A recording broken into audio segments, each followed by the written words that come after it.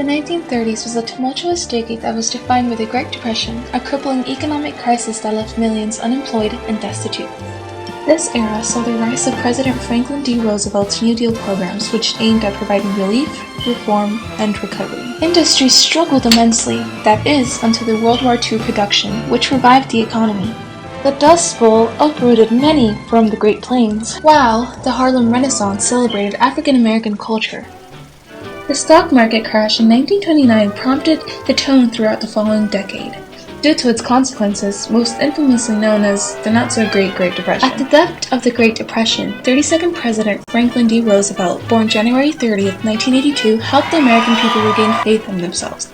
He brought hope as he promised prompt, vigorous action. These promises he kept, as evident by his New Deal. Roosevelt's New Deal program came the AAA, Agricultural Adjustment Administration, which was designed to raise farm prices, the Civilian Conservation Corps, which gave jobs to the unemployed youths and improved the environment, the FERA, Federal Emergency Relief Administration, which became the WPA, Work Progress Administration, which gave jobs to thousands of the unemployed and everything. In 1933, the state governed a constitutional convention to ratify the 21st Amendment to the U.S. Constitution, which repealed prohibition. The stock market crash, due to overspeculation, had significant impact during the 1930s. It led to widespread unemployment, poverty, and a decline in economic activity. Many businesses closed, people lost their savings, and there was a decrease in international trade. This mass unemployment led to a decline in consumer spending. Amidst these hardships, the 1930s saw advancements in labor rights and protections. The Fair Labor Standards Act of 1938, for example, established a minimum wage, overtime pay, restrictions on child labor, improving working conditions for many Americans. During this time, soup kitchens were also in place to provide food for people living in poverty.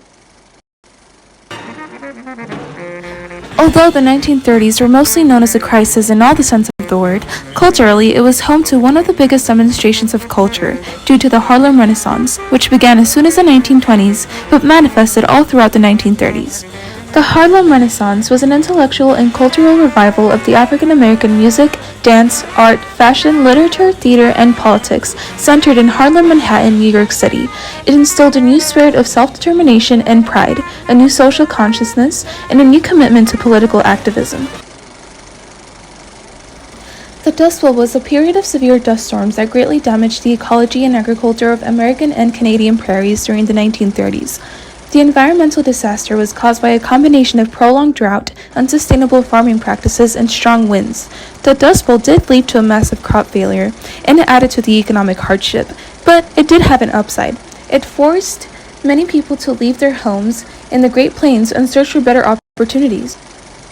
While the 1930s was undoubtedly a challenging era, and economically the Great Depression brought widespread unemployment, poverty, and hardship to millions, it also sparked innovative policies into the New Deal that aimed to provide relief and reform.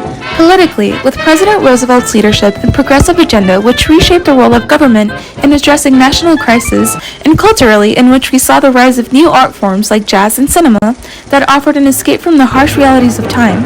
It was also a period of perseverance, creativity, and change that continued to shape our understanding of modern America. I can't go for you.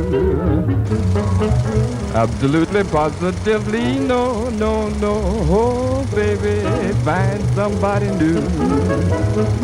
You're nobody's fashion plate, that you do agree. You know I like my fashion plate, so why don't you let me be? No, baby, definitely no.